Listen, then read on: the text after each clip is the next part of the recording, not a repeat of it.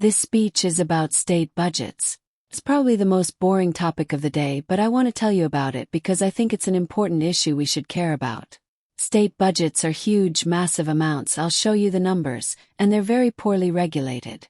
Many of the people involved are chasing personal or short-term political interests that prevent them from thinking about the consequences of their actions.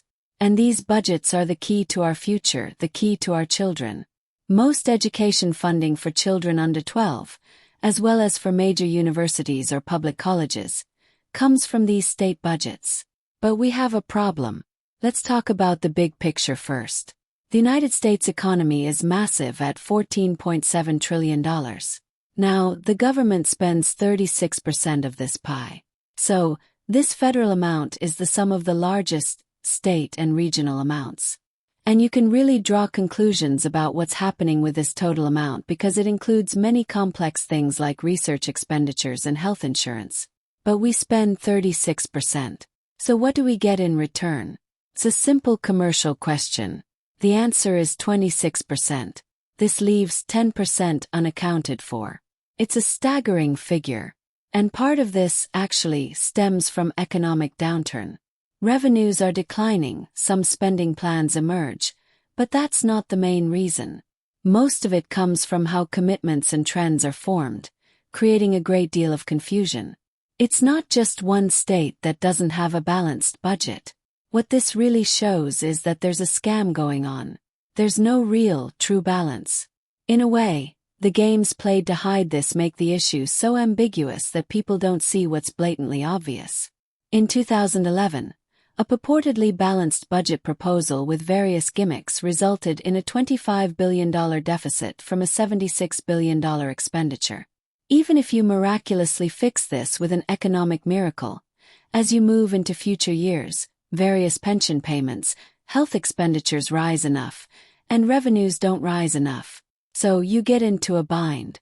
San Andreas isn't the only state experiencing this problem. 5 states are in worse shape, and only 4 states don't have major issues. So it's a nationwide situation. When you look at the increasing burden on states from social assistance for state workers, retirement, and Medicaid expenses, it's clear that the current growth rate will become unsustainable in the near future.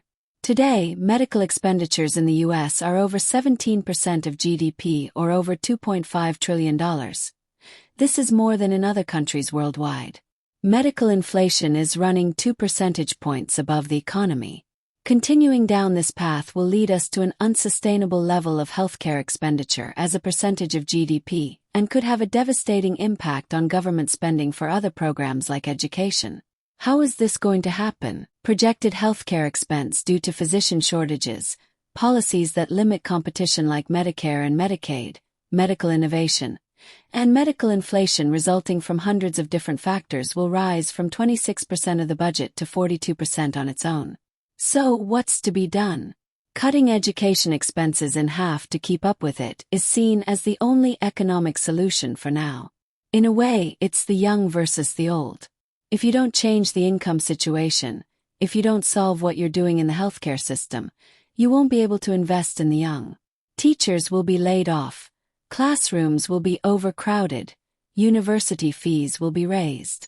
But this is a complete disaster for the long term.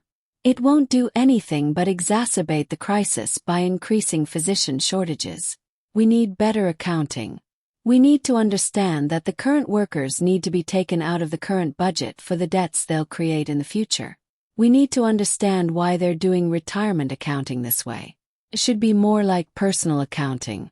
Investing in the young allows us to practice art, biotechnology, software, and all the magical things. We need to care about our state budget, reward politicians who talk about medium and long-term problems. This is critical for all of us because it's very important for our children and our future.